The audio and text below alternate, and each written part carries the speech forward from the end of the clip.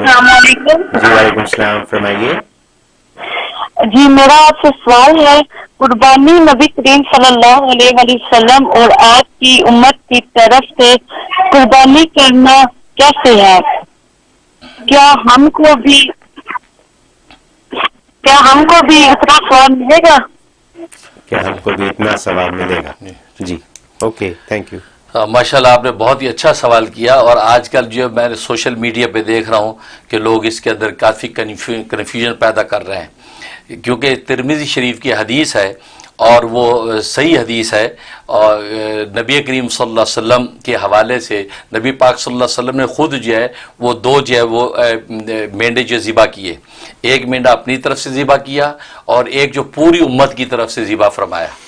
اور پھر حضرت علی رضی اللہ تعالیٰ فلاں نے کہہ دیا جی ضعیف ہے، فلاں نے کہہ دیا، یہ بالکل آپ اس کے چکر میں نہ پڑے، بالکل ترمذی کی حدیث ہے اور یہ ایصال ثواب کا مسئلہ ہے، اور نبی نے امت کے لیے کیا، لہذا امت کو چاہیے کہ نبی پاک صلی اللہ علیہ وسلم کے لیے کرے۔ ظاہر ہے کہ یہ امت کے ساتھ نبی کی شفقت کا عالم یہ تھا کہ آپ نے وصیت کر دی کہ یہ کرتے رہیں، اور پھر ہماری محبت عقیدت کا عالم یہ ہونا چاہیے، ہمیں نبی پاک صلی اللہ علیہ وسلم کی طرف سے بھی کرنا چاہیے، آپ کے ازواج مطہرات کی طرف سے کرنی چاہیے، آپ کی بنات کی طرف سے کرنی چاہیے، تو صحابہ کرام اولیاء کاملین کی طرف سے ہم بھی کریں اور پوری امت کی طرف سے بھی کریں کہ ایک جانور ذبح اس کا ثواب پوری امت کو پہنچ جائے۔